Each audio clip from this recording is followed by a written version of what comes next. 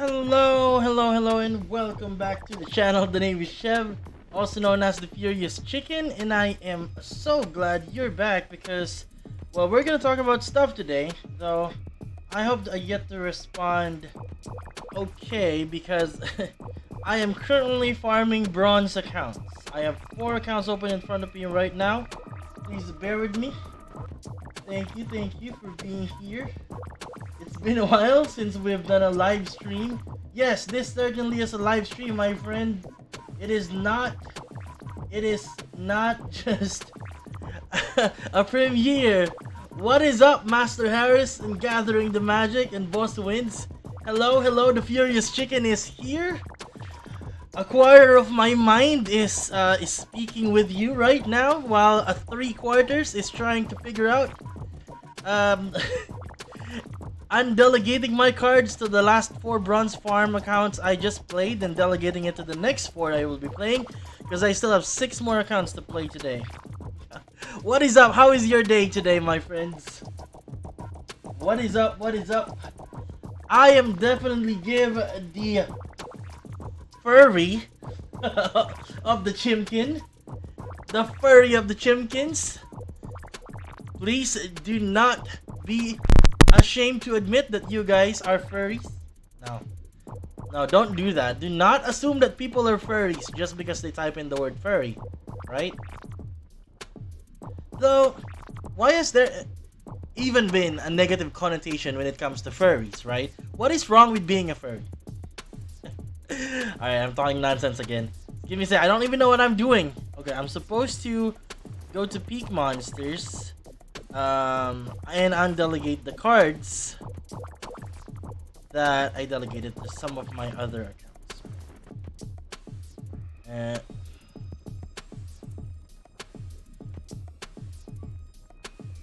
Yo, well, thank you so much for always hanging out here, my friend. Boss Wins, everybody. Boss Wins. He's one of the supports. Actually, he's the premier support in the Rising Star game. You can even see it in the Discord channel. Right next to his name is the word support. You still stream? Bro, I don't see you streaming as much. Though, I am aware that you've been winning a lot. Because I mean, I don't play slabs, though I do see that all the time. I don't even know what that means. But you play that, right? And you win, like, all the time? I don't know. Please do let me know. I don't know if there's even anyone watching right now. I just decided to go on, to go live while I try to play all of these accounts. Fudge, what am I doing? I don't know what to do. Wait a minute. Alright, what am I doing here? So, delegated, yes. Owned, oh, yeah, owned, yes. Owned, no. Owned, yes. Oh, wait a minute. Look at this.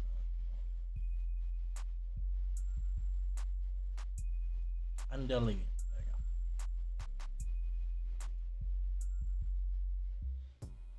go. Oh, okay.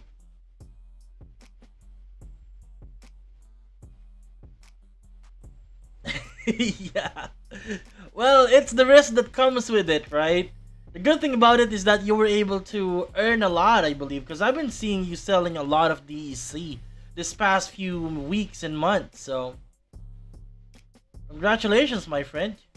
You found your niche. That's awesome. I'm still playing Rise. Actually, most of the time, I just play Splinterlands and Rising Star, and even though I don't release a lot of content related to Rising Star recently, I still play it a lot, like every day. It's the first thing that I do when I wake up, go to my PC and run a shopping mall gig, right? Just that's what we do. Delegated now. For sure. What does TP out means? What does TP out means? The only thing I know that TP out means is that when you're playing Dota, and you TP out, you teleport back to your town. That's what I know what TP out means, okay? Is that how it is, or am I misunderstanding this? Is there any other meaning to the word TP out?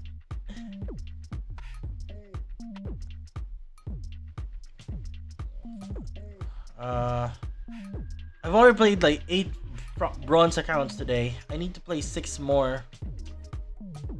For some reason, I want to hurt myself that way. Woo, coffee! Where was I? Ah, here it is. Take profit! Take profit! Get out. Ah, okay. That makes sense. Take profit, so you get out. Alright. That makes sense. I didn't know that. You can't profit in these games? Man, that is one foreign concept for me. That is an alien concept for me. I didn't know you can profit from any of these games. Where has that been? I've been playing this game for like a year. Nah, I'm kidding.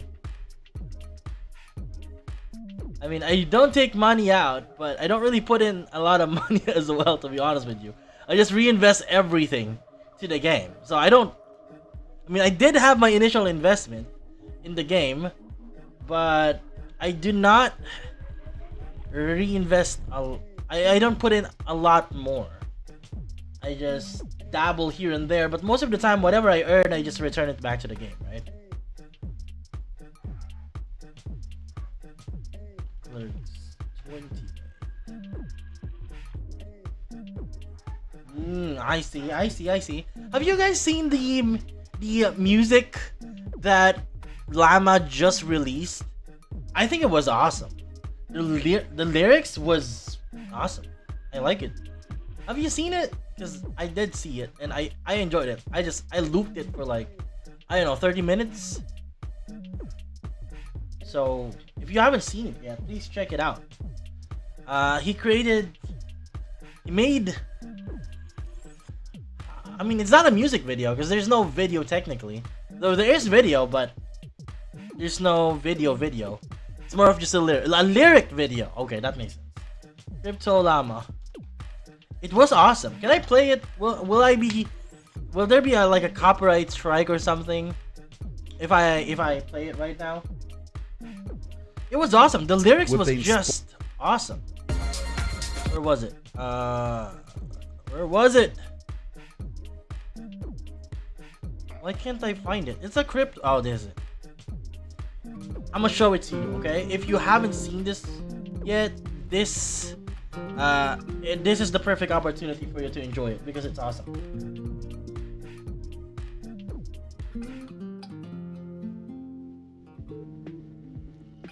Okay, you just have to listen to the lyrics, okay? You don't have to look at the screen because I'm doing something. According to Windale, I think the best way to maximize earning from crypto is to at least take out 20% of the profit on a basis. But that is true. The thing is that, I mean, that makes sense, especially in the long run, right? But, you know, if I'm only earning like 20 cents a day or 30 cents a day, I can't really justify to myself making the effort to convert currencies, you know? And take 20% of 50 cents. To be honest with you, most of the reason why I play the game is, well, one, I enjoy it a lot, and second is because of the channel. Like, I want covering those topics in the channel because, I mean, what's the point of me learning all of this stuff if I won't be able to talk about them anyways? Does that make sense? So yeah, I mean, I'm looking at the profits in the long run, to be honest with you. And if for some reason I won't be able to profit like in a year or so or 3, it doesn't matter to me because it's quite enjoyable anyway. We hope you're having fun. This is the Splinterlands. Right? See, Harris understands it. Oh fudge, I'm so sorry. I keep on talking. I forgot that I played the music. We're gonna listen to it later. Oh. You know what, Armin? Today is the perfect day to ask for that. because my guild master just asked me if I know people who wants to join. Because we need more people to join our brawls. Right now, we need like around 4 or 5 people to join that can consistently brawl with us, because you know we like getting them crowns. No, not crowns, merits. So Armin, how can we communicate? Are you a member of the Discord channel? The Furious Chicken Discord channel? Because if you are, you can PM me or we can talk there, so I can have you join the guild. There's there is a joining fee though. I forgot how much it was. There was a one-time fee of I believe 1,000 or 1,500 DEC that will be used to upgrade the buildings. And then every season, I believe we have to pay around 300 DEC. Like every 2 weeks, you pay 300 DEC to be part of the guild. Let me give you our Discord channel, so you can join and then we can talk about it, okay? Because there's no PM feature in YouTube. I'm sorry. Okay. Gathering the magic. When will you make a chicken wrap? I will make a chicken wrap. Though I don't know if it's gonna be good. But I will certainly try. We're gonna jump into this bandwagon, okay? Everyone's making music. I might as well make one, even though I don't know how to, and I don't have any right to. But I will try anyways. It's gonna be all screams and anger because we're the Furious Chicken, right? Yeah, this is the... Oh, fudge. How do I do this? Give me 1 second. I'm gonna give you my link to the Discord channel, so you can join it, and then you can ask me.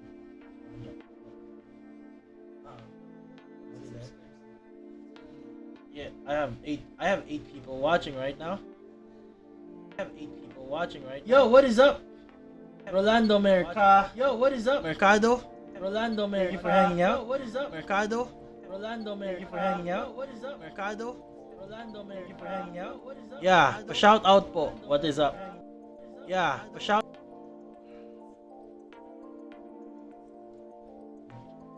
Gusto mo na shout out? No, may nag-shout out.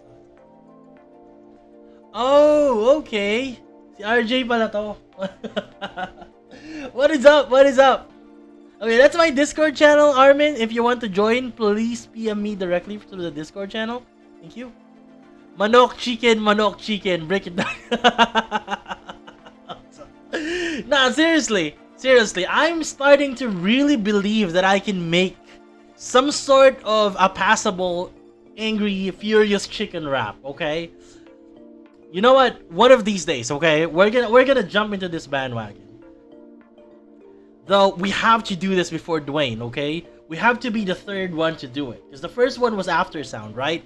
And then the second one was Llama, yeah. So the chicken would have to do it.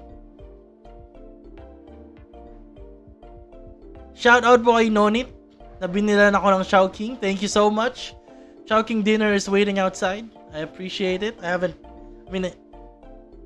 I would appreciate any kind of food I can shove down my throat today. Yeah. Fudge! What am I doing? Where was I? Here it is. Yeah, Gathering the Magic is here. Man, I've been planning to do a tutorial video on how to play Splinterlands specifically for Magic the Gathering players. Because I'm a big Magic the Gathering player. I mean, I'm a big fan. Not like a big Magic the Gathering player. That's the wrong choice of word. Though I am big, I guess that still makes sense in a specific kind of context. Yeah, I really want to do it. Actually, that's one of the first things that I thought of when I created the channel, but it's been months and I haven't been able to venture into that big of a project, right? Because it would be a tall order. I want to make sure that it is something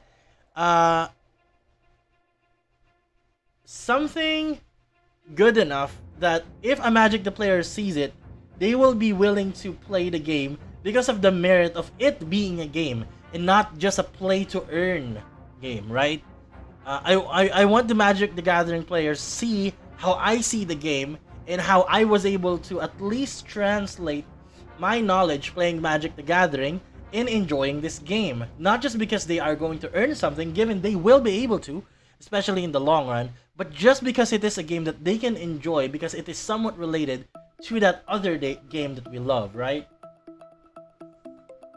Yeah, exactly. I think the only reason why not a lot of people has joined Splinterlands yet, even though it has an awesome gameplay, is one, because no one really talks about it. I mean, yes, it is, we are familiar with it. There's a lot of players, but even in the cryptoverse, right? And those in the circles of the people that knows how crypto game works, Splinterlands is not that well known. Well, it doesn't help that we are not in one of the more popular blockchains, right? I mean, Hive is awesome, but it's up and coming. So there's a lot of other blockchains that has a lot of more popular games because a lot more people are playing in those blockchains, right? Like the you know what I'm talking about. Those other blockchains. But I think if Splinterlands, because you see, I don't know if you guys play trading card games, right? Like physical trading card games. But trading card games pulls in people that actually spend to play the game. Unlike any other games that you just buy and play, you know, like regular computer games today, card games requires you to actually spend your money because you have to keep on buying cards. You have to keep on buying cards for you to be competitive in the meta, especially with Magic the Gathering, because we have this format called standard. It's like modern. I think modern is actually based on the idea of the standard league in Magic the Gathering, where you can only play a few recent sets, right? And there's an entire format based on that. And then there are other formats in Magic the Gathering that are like wild, where you can play any kind of set, even older ones, right? So the concept is that when Magic the Gathering players play the game and they want to compete in the most popular format in the game, they have to keep on buying cards all the time, like every year at least. And I think that could translate really well to Splinterlands, especially if the developers are planning on making a new set, releasing a new set every year, right? Because that means there will be a new set of cards all the time. Though I hope that they don't do 15 million packs like how they did this year, because I think this is my personal take, right?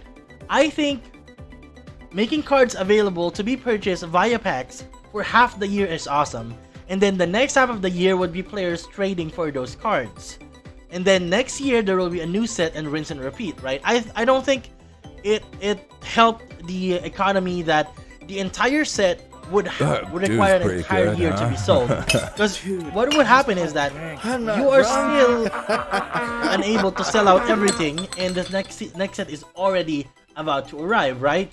So, you know, the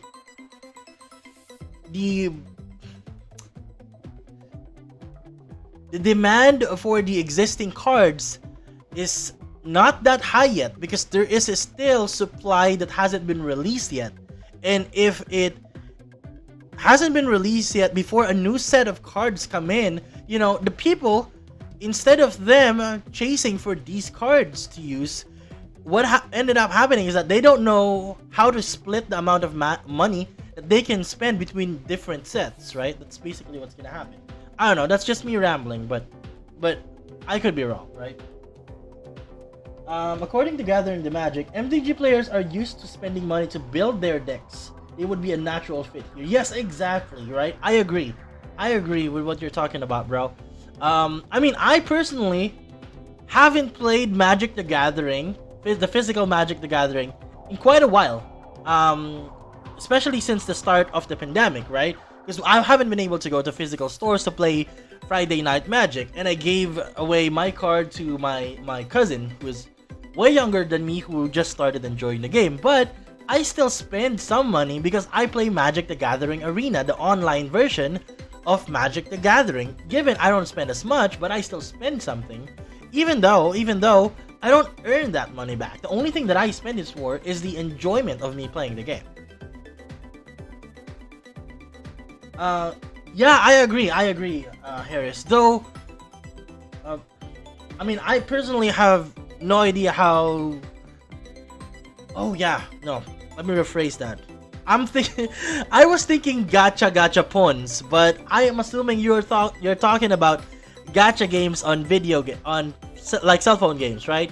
Where they buy gems or whatever and then try their luck to roll something and get a specific card or item or character in one of those cell phone games, right? Yeah. That's true. Though, you know what, Harris? I think if there's one thing that would allow more players to actually appreciate the card game aspect and the collectible version of Splinterlands is if they will allow us. Okay, hear me out here. I already mentioned this before in the Discord channel, on the Splinterlands Discord channel. I hope that they will allow us to give nicknames to our card. I hope they will allow us to give nicknames to our cards. Because that will allow us to personalize the card more. One, it has... Not only does it have that point, right? That will allow us to personalize the card more. But, in a technical side, it will also help us sort out cards. Because to be honest with you, it's getting quite difficult to sort out cards if you already have a lot of them. Sometimes just locking the card and then filtering gold foil or not gold foil is not enough. Because if I have like 5 level 5 Rift Wings, sometimes it's kind of hard for me to track which Rift Wing should I keep in my inventory so I can use it, or which Rift Wing I should rent out, or which Rift Wing should I delegate. You know, it's kind of difficult sometimes. That's a technical aspect of it. But if they will allow us to nickname our cards, then I think we would have more investment, at least sentimental investment, to these cards, and make us want to collect more cards because we can give nickname to them, right? I don't know. That's just me. I'm a sentimental person like that. I know it works for everyone though, but I agree with you. I think gacha players would really love that as well, because they love customizing their account, right? They love customizing the characters, setting up the stats, setting up the weapons and all that are attached to those characters. So I think if that is something of a personality that we can give to our cards in the game, we will be able to appreciate our cards more. I don't know, it's just me. Where was I?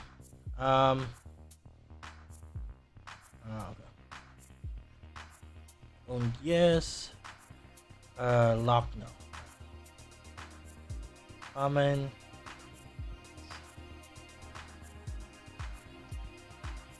Yep. Just need to make the UI more. Yeah, exactly. Actually, that's the other thing I was about to mention earlier, but it went past my head for some reason. I agree. The UI certainly would. Okay, let me show you something, people. I don't know if you played this, but this is one of the old Flash games that I played before, right? When I was a kid. Urban Rivals, and this game is awesome. It's actually one of my favorite games. See, do you see this UI right here? Do you see this UI right here? See this UI? It has animation. This is a free-to-play game, my friends. Given you can buy credits to buy cards, but this is a free-to-play game. And just this is an old free-to-play game. I played this game early 2000s. I don't know, maybe around 2005 or something. And let me check if I still remember my account. I don't know if I still remember my account.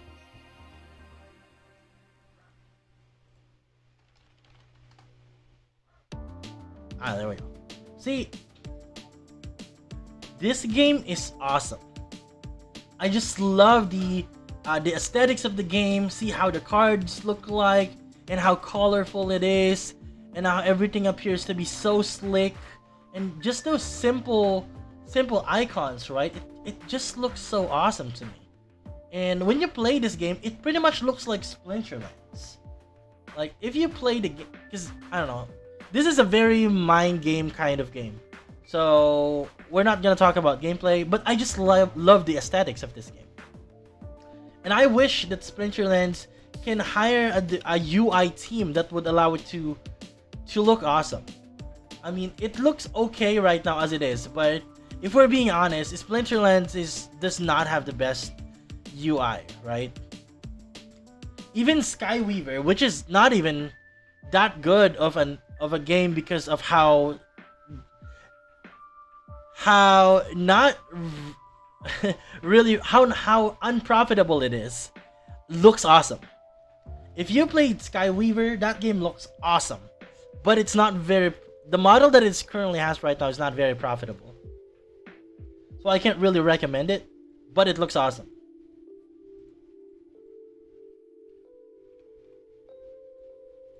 Where was I? Gathering the Magic. Have you noticed a big drop in card pulls since the merits were added? I know it is 10%, but it seems to be more than that. Yeah, it does feel like it, to be honest with you. It's the same for me as well. I just...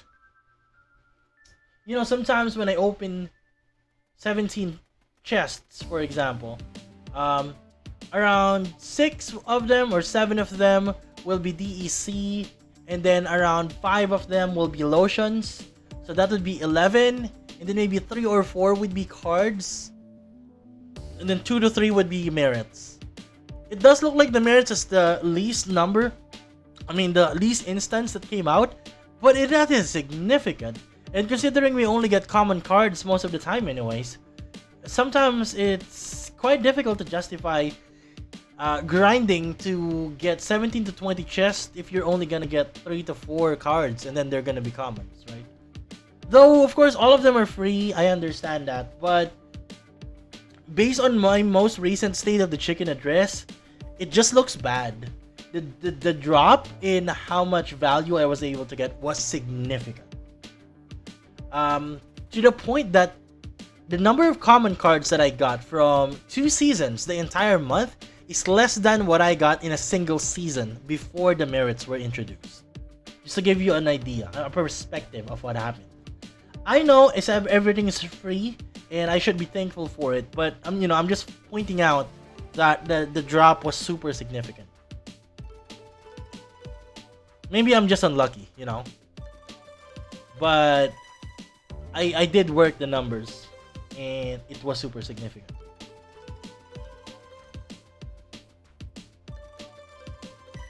Where was I? Owned, yes. Delegated, no. No. Oh, by the way, I'm almost done with my gold foil common cards. I think the only one that I haven't bought yet is what was that? What was that card? The Songhai Harvester. Because even though it's cheap, you need it at level 5. And I can't justify me buying 5 BCX of that crappy card. Just because it's a common card and it fits well. It fits well because it's a common card, but it's not really a card that I always use because there's a lot of other cards that are much, much better than it. 3-7. Delegate. I'm still delegating cards. I haven't started playing yet. Are you retired from pack openings or just giving it a rest? Right now, actually, I want to open packs, but I just do not have the funds to open packs anymore. The only reason why I was able to buy a lot of packs last time, Gathering the Magic, is because I took out my DEC from my Hive Engine wallet because there's no airdrops anymore. And I use it to buy packs at 4,000 DEC per. So I was able to buy 45 packs. And I opened all of them and I got 2 legendaries. I got 2 legendaries out of 45 packs. And 1 gold foil common, I believe. So 2 legendaries and 1 gold foil common. That is what I got out of those 45 cards. Yes. And it's... As much as I love opening packs, it's getting harder and harder to justify spending too much money if I'm gonna get... I'm only gonna get something like that, right? So it's just sad. Exactly right. Actually, one of the reason why I did that is because I wanna do it for the content, you know? Because I enjoy opening packs, and a lot of people also enjoys opening packs. And most of the time when they watch other streamers, the other streamers has buffs, so they get something really awesome like gold foil legendaries and multiple gold foils in just a few packs. And I understand that when they watch my pack video, they are expecting for it to be bad. So I think I have the monopoly of videos where the packs only opens bad common cards and bad rare cards.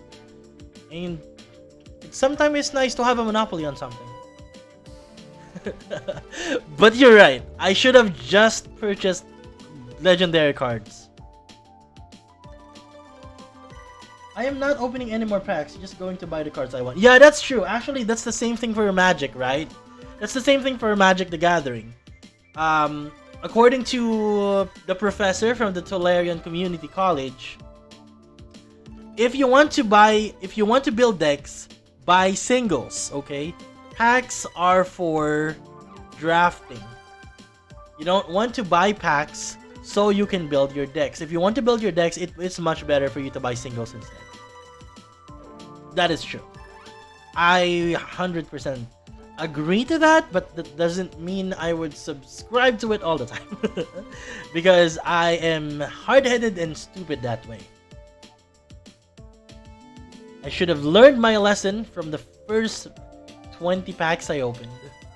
But alas, that's how civilizations fall. They have the entire bulk of history to pull from, but they never listen. We never listen. 4,000. Delegate.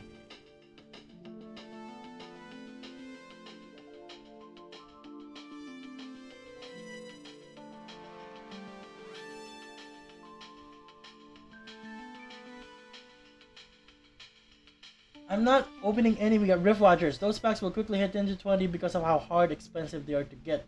Those are a great long-term hold.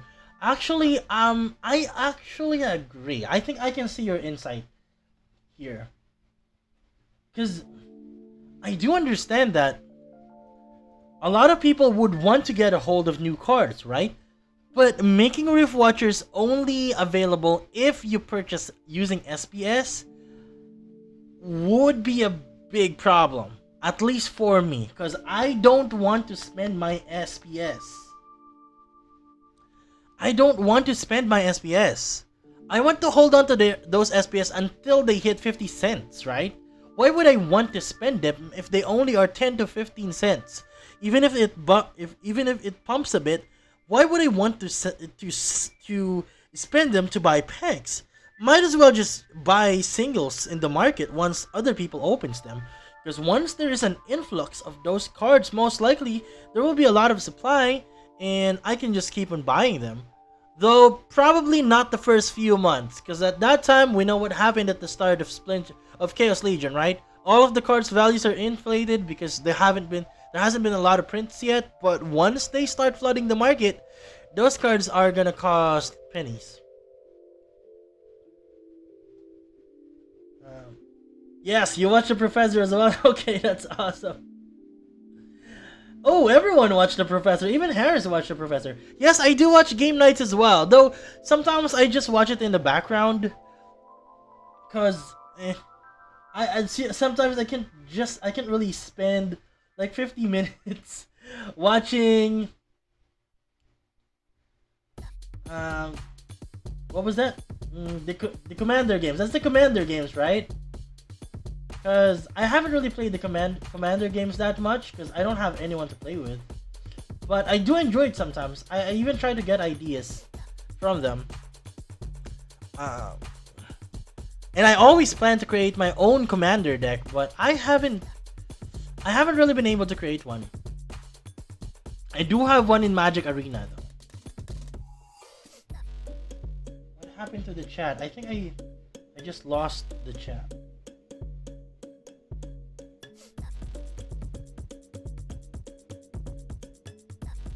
Okay, finally it's done. We can. Oh, this. I'm missing something.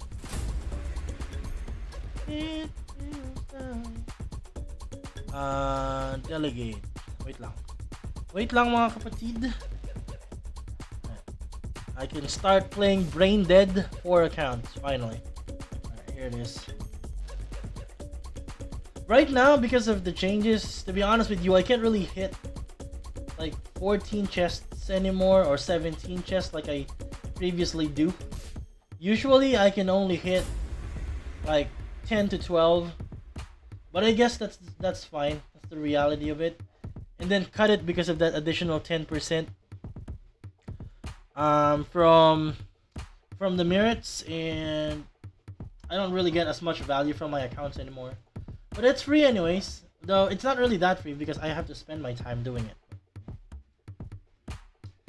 Gathering the Magic. They will cost $5 in SPS plus a voucher. Voucher? What? You have to spend vouchers to buy Rift Watcher? Is this like a pre-sale thing? Man, that would suck. I just won't buy Rift Watchers anymore. Let's just wait for the singles to be in the market. Let's wait for the singles to flood the market. Then let's buy the singles that we need, right? Man, I can't spend my SPS to buy packs that I know will contain 5 commons anyway.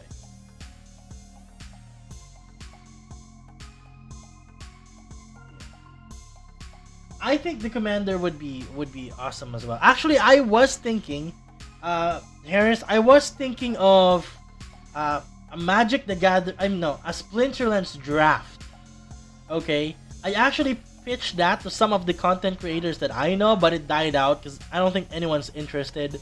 But I did try to create a rule set on how draft works, where we get to have like 5 packs each player, and then we open those packs, and only out of those packs we create our team. Because that is 5 times 5 is 25 cards, right? So we get like 25 cards, and then we get to draft those cards and create our decks, and then there's like a tournament, a round robin kind of setup where we use our drafted cards. I don't know if that makes sense to you, but it makes sense to me. I love draft. The only reason why I play Magic the Gathering in Magic Arena is because of the draft. SPS volume traded has passed deck volume in the last couple of days on Hive. People are starting to load up on SPS. Yeah, it does look like people are starting to hold SPS because obviously because of Rift Watchers, there's a big possibility that maybe SPS's value will pump, right? Because it will be in demand once Rift Watchers come out. Because the entire value of the Rift Watchers packs will be based on how much the cards will sell in the secondary market. That's oftentimes how it works. That's how it works with Magic the Gathering as well, right? If the cards has a lot of, if the single cards inside a specific pack has a lot of value, then that means the pack itself would go up in value as well, because people would want to speculate and try to open packs to get those valuable cards. I think that's what's gonna happen. Maybe some people will just, buy 1,000 worth of SPS, and even if it pumps by just 30%, at least they can sell it for 1,300, right? And they already won. So yeah, that's one thing to do it. One way to do it. I try to get 10 chests per day per account. Yeah, that's the same for me. Actually, my main account, that's only how much I can get as well. Around 10%. I mean, around 10 chests every day, because I play every day in my main account. Actually, I'm thinking of creating another main account as well. Well, not another. Like a secondary account that I actually play on silver. Okay, I think that's a better way to word it, though longer, because you can't make a secondary main account. The reason why it's a main is because it's primary. Why would it be secondary? Anyway, semantics over. At least in the pre-sale, but I think you have to spend 1 voucher when it... What? Really? You have to spend vouchers even for the general sale? That would suck. I hope that doesn't happen. Because I mean, I know I don't want to buy like packs, a lot of packs, but I would still want to buy a few. Just so I can try opening it on the stream, right? And hope to get some of the best commons, because, I mean, obviously I'm not gonna get any of the legendaries. But spending voucher just to get those packs, even in the regular sale, is gonna be bonkers. I wouldn't like that. I love the... If there's any other token that I love in this game aside from SPS, that would be vouchers. I love selling vouchers, especially before a promo event, because they spike in price. I don't think vouchers would go $1. Supply is huge because of the nodes. Oh, how much is a voucher right now anyways? I mean, the last time that I was able to flip vouchers, I believe it is before the nodes.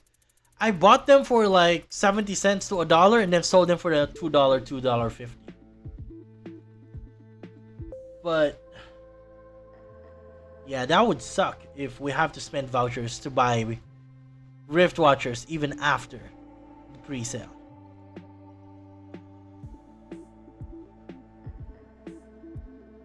Don't you think? Are you willing to spend DEC?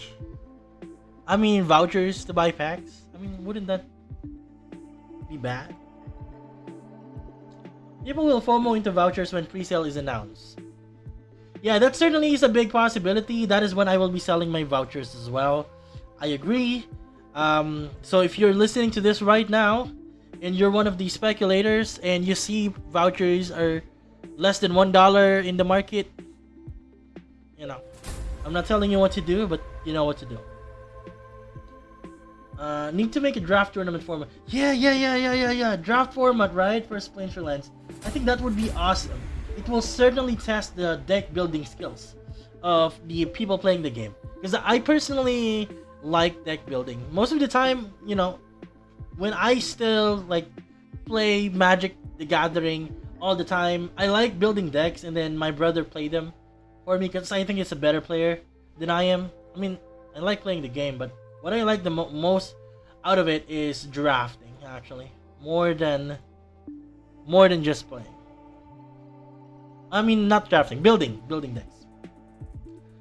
A lot of people sell their vouchers every day, so supply isn't... Really? Why do people sell vouchers every day? Just so that they can get like half $1 to $1 every day? I don't think that's how it should be. Well, I guess it depends on the market. That's how the economy works, right? Some people just wants to sell it right away so that they get the money immediately and then they get to use it. And then others buy it now and then resell it in the future. They would have to invest time, but at least they will be able to get more returns, right? I guess that's how it works. It's how capitalism works, people.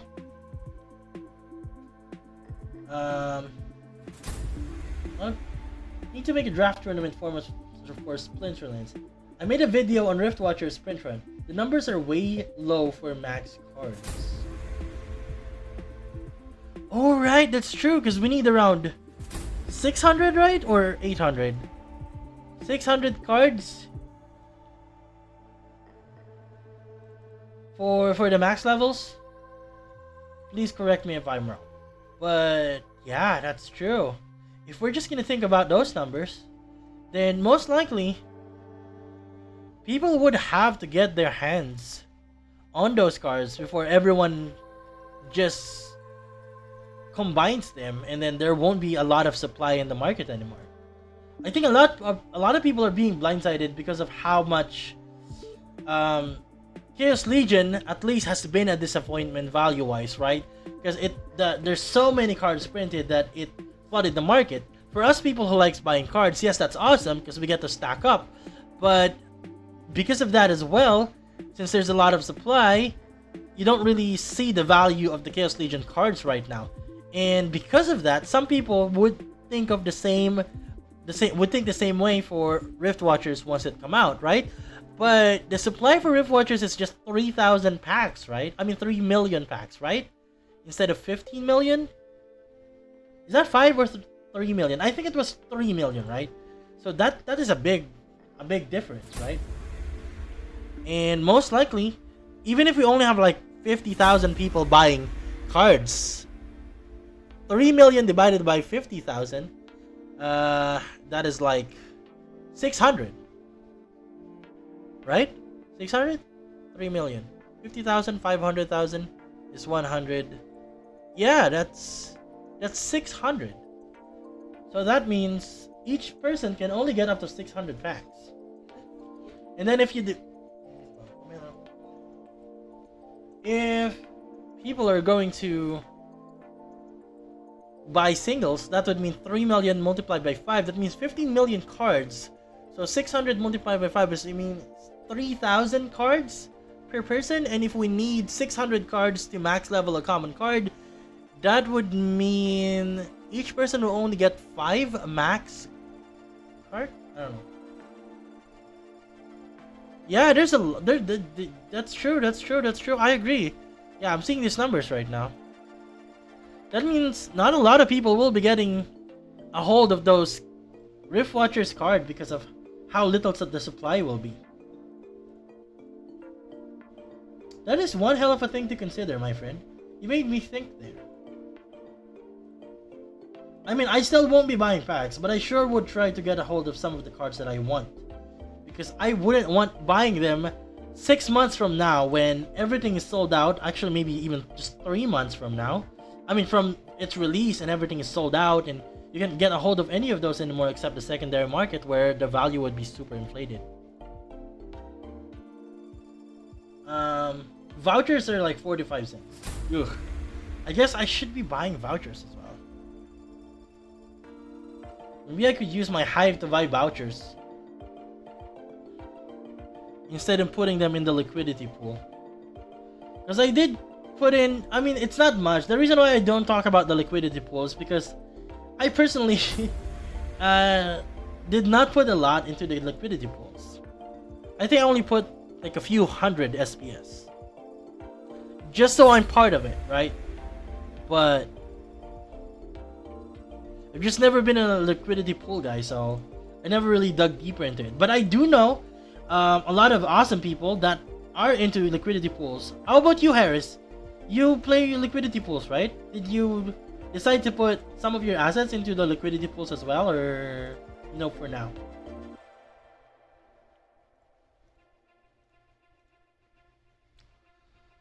$400 cards per max common. Oof. See, for example, there are 5,000 people. Let's say there are 5,000 people. No, let's say 50,000 people are consistently playing Splinterlands, right? Like actually owning cards and playing them. And let's just say only 10% of those people play the highest possible league and own the cards.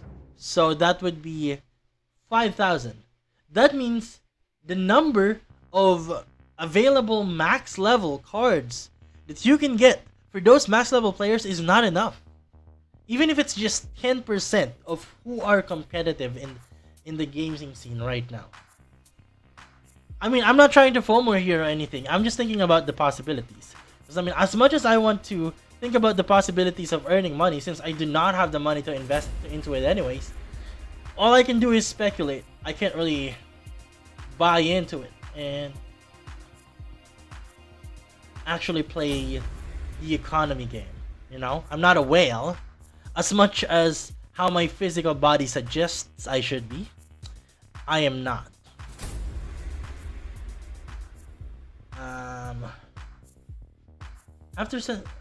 Where were we? Gold Rift Watcher cards are super rare. If you get one, keep it. Yeah, for sure. Though That's true.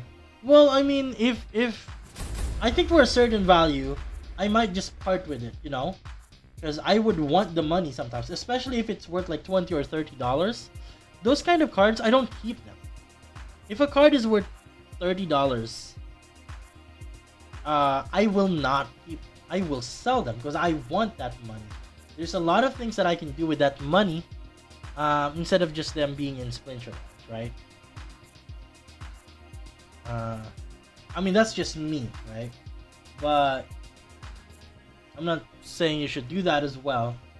But I have a lot of other things I can venture it into, non-crypto related. So if I can take out that amount of money in one go, I will do it. But that's just me.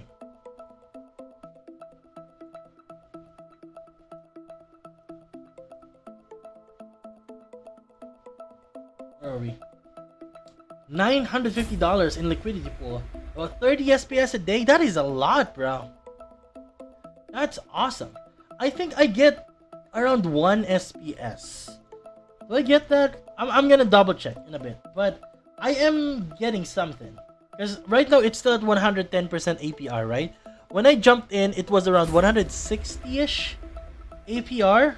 The most probably it's just gonna keep on going down, right? I mean, there's no reason for it to go up because everyone was just trickling in, putting in little by little until we only have like 25% APR.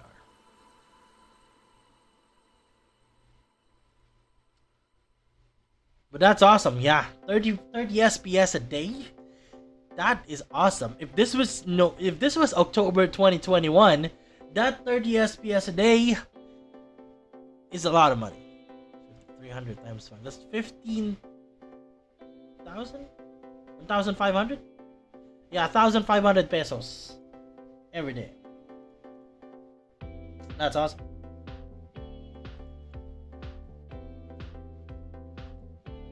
Sorry if I'm not showing what I'm doing here. I'm playing 4 accounts. I'm playing my bronze farm right now. So I'm just playing them brain dead. Even though I don't win all the time, that's totally fine. I've been doing this for quite a while. I know how many chests I will be getting once I get to around 70%. And then I'm just gonna play them 70% ECR, that is. And then I'm just gonna play them again tomorrow.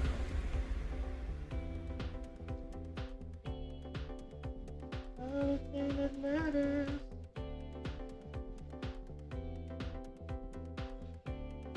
Yeah, I think I saw that computation of Riftwing cards.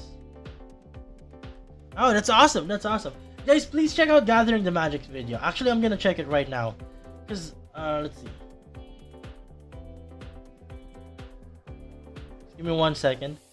Let me just field all of the cards that I need to play.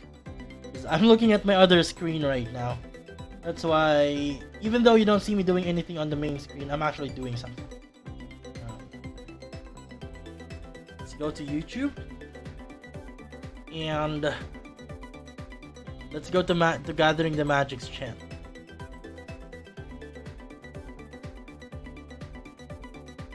Oh no, wait a minute, wrong channel. Where's your channel? Gathering the Magic?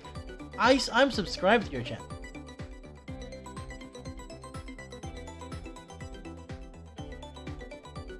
Yeah, this is us. I know 100% I am subscribed to your channel. What? Why am I not subscribed to your channel? I'm pretty sure I went to this channel before and watched some of your videos. Man, I am so sorry. Fudge! That is one big blunder on my end. I'm so confident jumping in because I know I watched some of your pack opening videos in the past. Why am I not subscribed? No, I am subscribed! Why am I not subscribed? I watched some of your videos in the past. Where were those old videos that I watched? I was here. Like many moons ago. Where was your video about the Rift Watcher stuff? Play to earn, play to earn.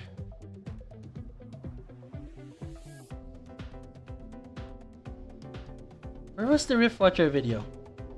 I need to watch it. Because I don't know the actual numbers. And I need your insight.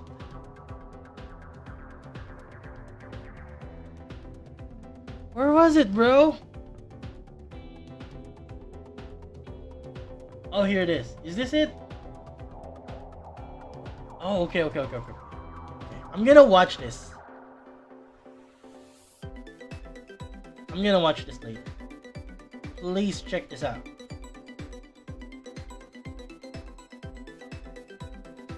No, I did. I did watch one of your old videos. I believe it's the first time you jumped into the channel many moons ago. Because your name was awesome, Gathering the Magic, and I'm a big fan of Magic the Gathering. So I looked for your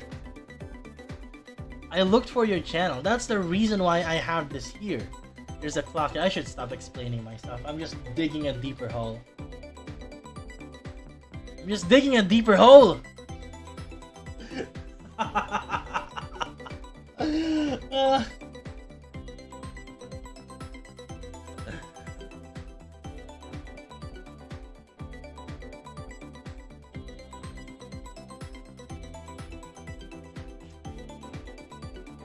Man, I was so confident, right? I was so confident looking for your channel on YouTube because I know that I believe I know that I'm subscribed to the channel, and then there I was, and then there's a red button there.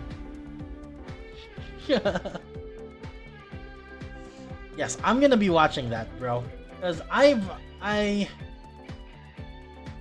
like watching those kinds of very informative video in the background, especially when I work. And I think Harris should be creating his own channel where he discuss how to get rich, right? Because Harris earns a lot from this game, and I would want to hear his insight as well from his own videos on how to get rich, right? I think Harris should do us that favor. I don't know. I think he just has to do it.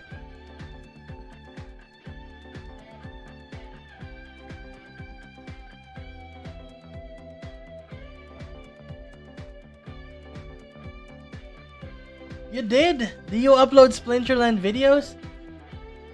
I don't think I've ever checked your YouTube channel before, because I don't think you ever mentioned you have one. Wow, that is a lot of subscribers, my friend. You have way more subscribers than we do. Oh, what is the name of your channel? Are you planning on continuing uploading content to your YouTube channel?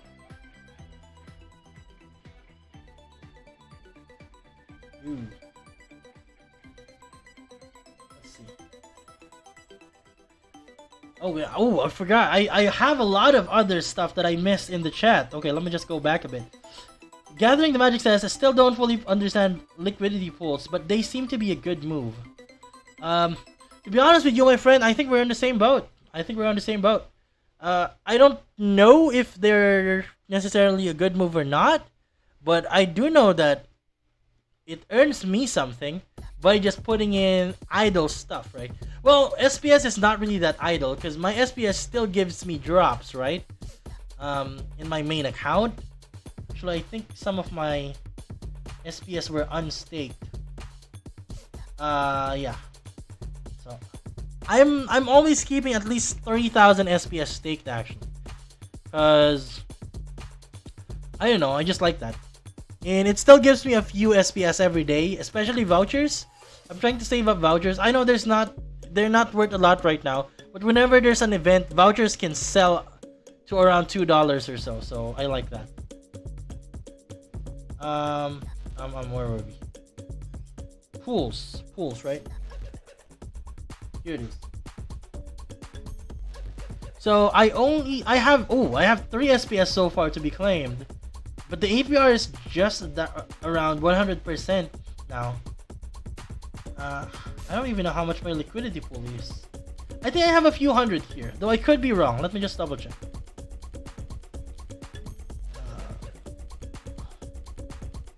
Harris has 21k SPS stake, 12 to 15 SPS per day with maybe 0.8 vouchers. That's a lot. I only have around 3, so divided by 7, 15 divided by 7, 7, 14. So that's about 2 SPS for me and about 1.1 voucher every day, right? I do Hive SPS in the liquidity pool. Here it is. So how could I tell how much my liquidity is?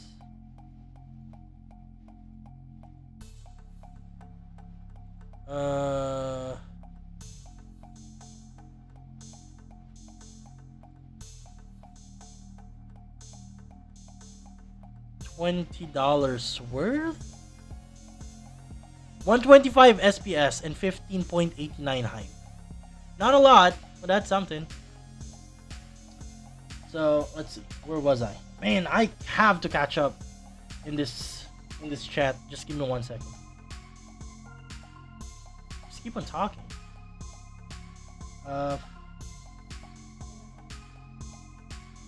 Where?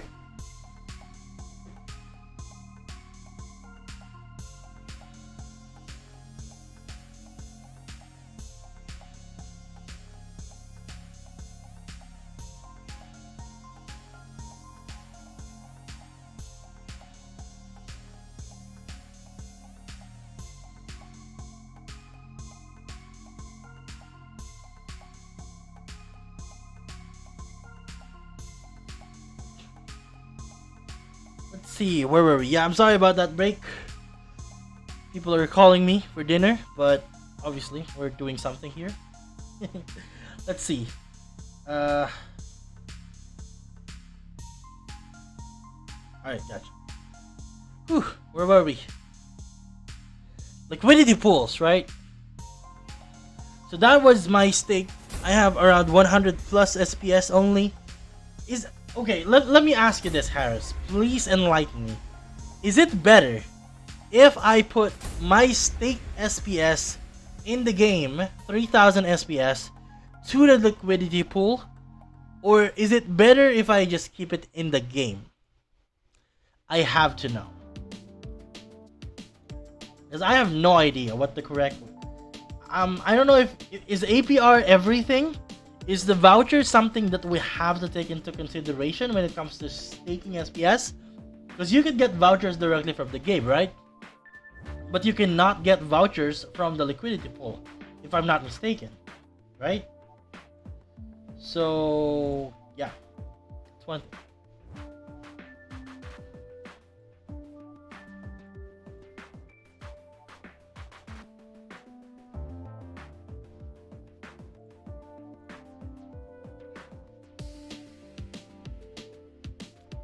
Oh, I already have 13 here? And how many? And I still have 86? Why am I winning a lot in this account? I already have 13 chests and I've only been up to 86 ECR. So I still have like 16% ECR to play in this account. This one is already down 84 with 9 chests, so that makes more sense. My third one has 88 at 7 chests, and then my fourth one is at 88 at 7 chests as well.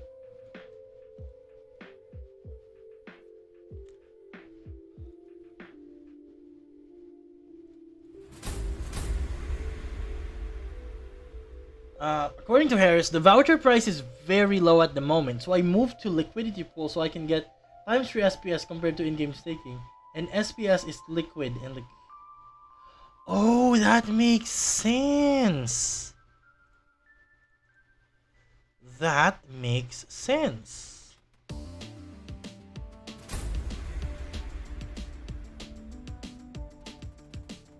Cause, okay, let me just tell you what our awesome friend Harris here just mentioned, right?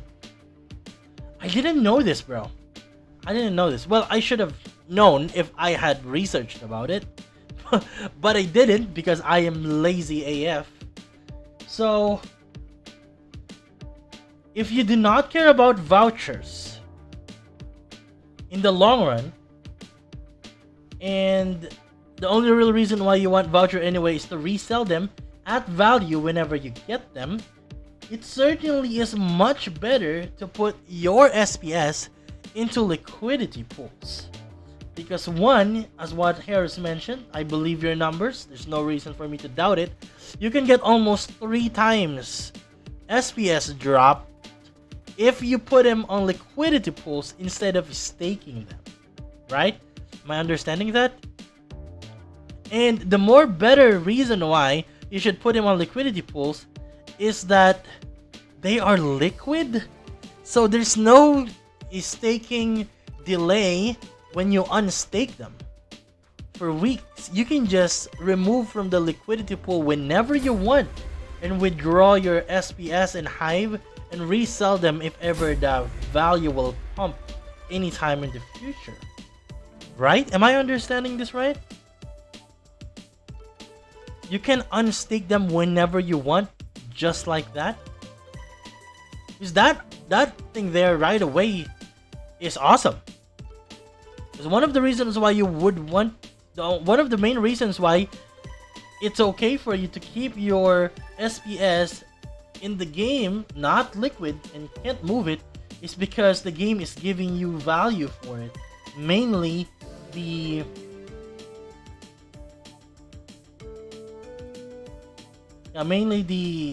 SPS drop and the voucher, right?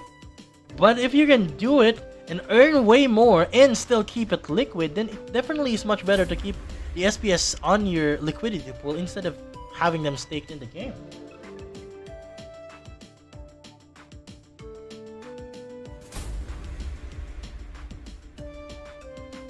Okay, you just convinced me, bro. You just convinced me to unstake all of my SPS and put them on the liquidity pool. What is the negative side of this? What is the negative side of liquidity pools, my friend? Can you tell me more about that? Because, you know, in everything there's always like some sort of a catch, right? What is the negative side of liquidity pools compared to staking? If you don't mind me asking. Because, you know, we have to... Impermanent loss. What does that mean, bro? Does that mean there's a possibility for your SPS to just lose value while it is in a liquidity pool? Is that how it works?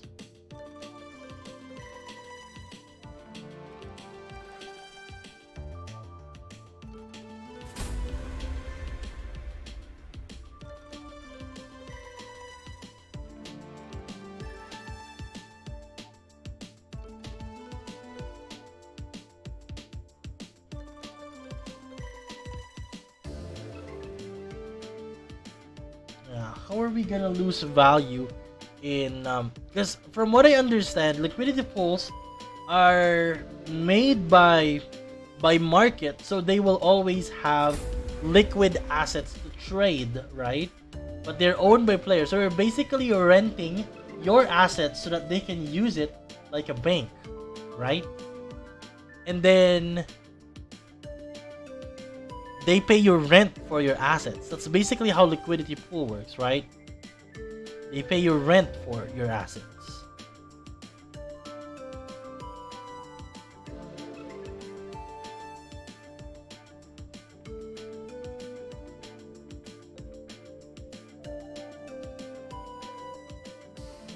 Does that mean that the only risk is if ever the host of the liquidity pool crashes or drops, you can't get back your assets anymore? Is that how it works?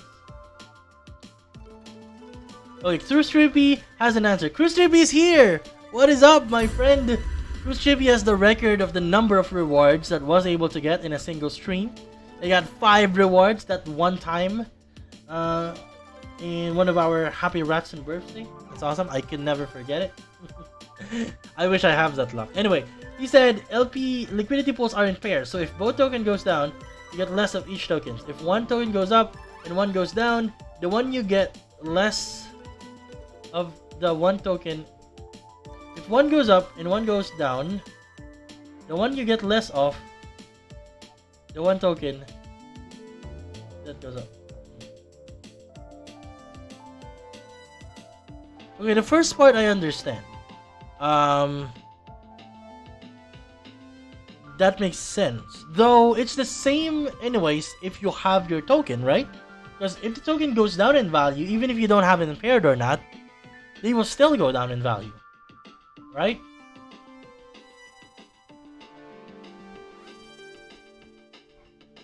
Am I missing something here?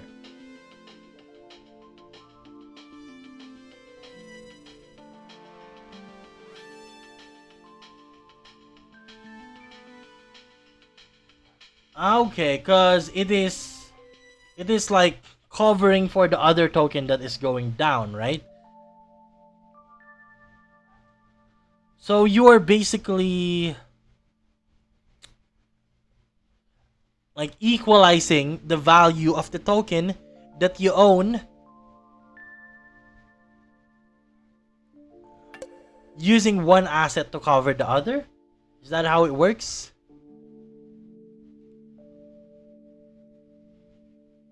Yo, what is up, JB? You know, I can feel Boruto vibes from you.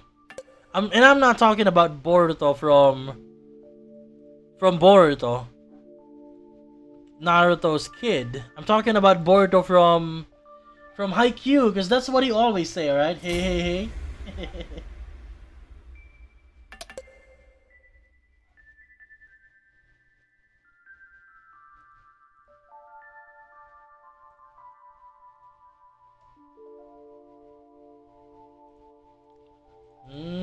That makes sense. That makes sense. But the idea is pretty much the same, right? But the idea is pretty much the same, right? Even if you do not have your your assets in the liquidity pool, if the card's value go down, if the assets value go down, the token's value goes down, it's gonna go down anyways, right? Even without being in the liquidity pool or not. Isn't that how it works? Man, I'm just so stupid when it comes to complicated stuff. Why am I so stupid?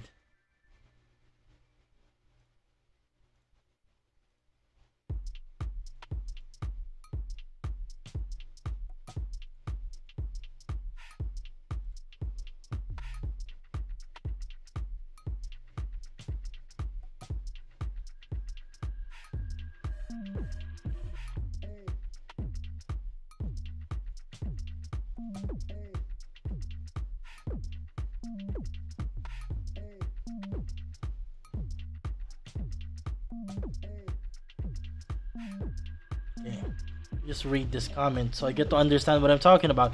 Rift Summoner is here. What is up? What is up? We're talking about SPS and liquidity pools and stuff. Heyaaa said for voucher SPS, if SPS pumps, you get less SPS because it will increase your voucher to equalize the value.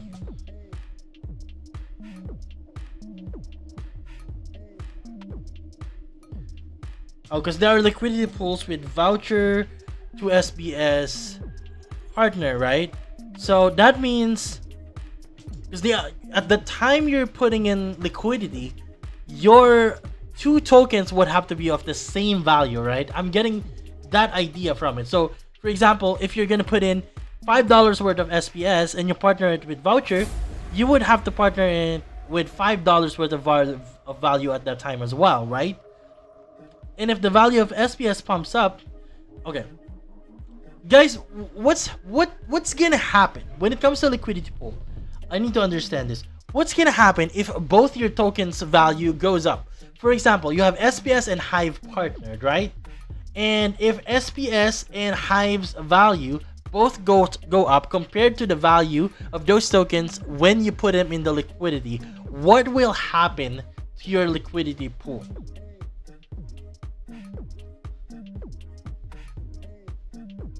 Will you be getting more SPS? How does it work?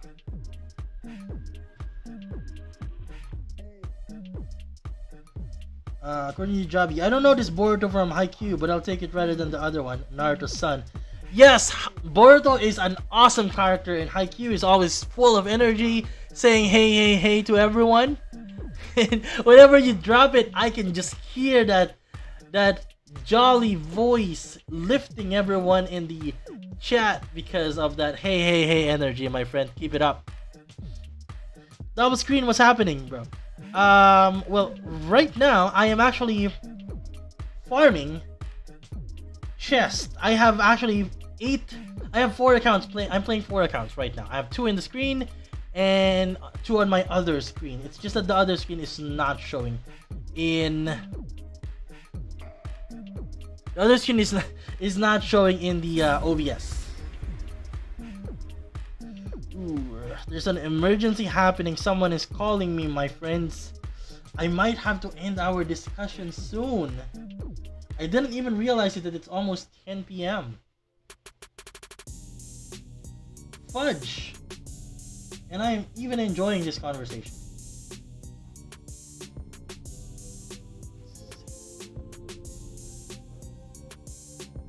He is teaching us how to win trade.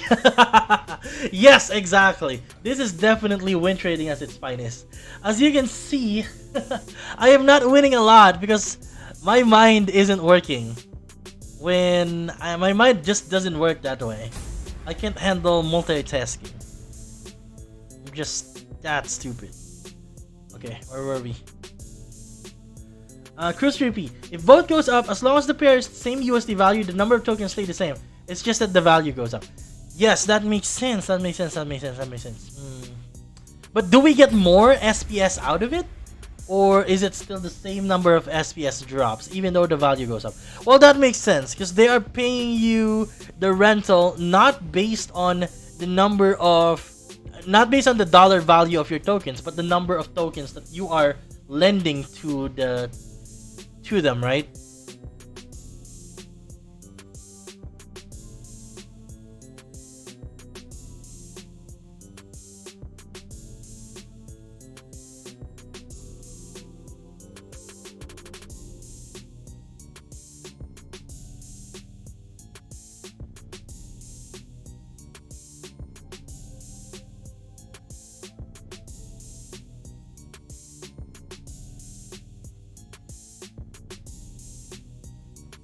Where were we?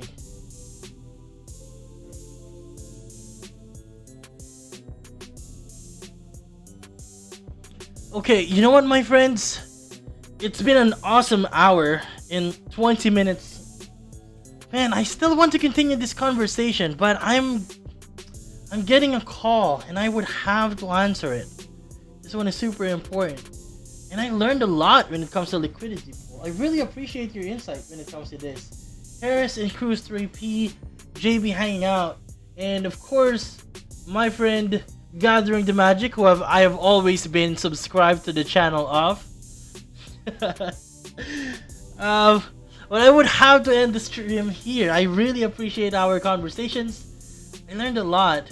Guys, yeah, let's continue this conversation in the future. Actually, I might just have to do some Magic the Gathering stream as well, because it does look like a lot of you guys play Magic the Gathering, and with a lot I mean Gathering the Magic and Harris here. So we're gonna do that, and let's see. Man, liquidity pools are awesome. I might actually just unstake all of my tokens and then put them in the liquidity pool instead of just, you know, keeping them in the game, since the value of the tokens is not that much at the moment anyways. That is it for me for today. Malcos, if you want to, I don't have a guild on my own. I am a part of a guild, and join the Discord channel if ever you want to join the guild. Okay, we need a few people right now because we need brawlers. We need around 4 or 5 people to brawl with us. That's perfect timing, Gathering the Magic. Upload your video so I can watch it. That is it for me for today. I really appreciate your time hanging out. Thank you so much for always being here. If you guys want, drop your IGNs. If you guys want to, drop your IGN so I can send you some stuff once we're done with the live stream. Okay? Thank you again so much. I really appreciate it, and I hope we get our gold foil legendaries from our daily chest. I hope you have a gold foil legendary in your daily chest, Gathering the Magic. Really hope so. Alright, that's it for me for today. Thank you so much. And I will be back with another one real soon. Goodbye. Also, I'll try to figure out that rap. That Furious Chicken rap. Alright, Furious Chicken out.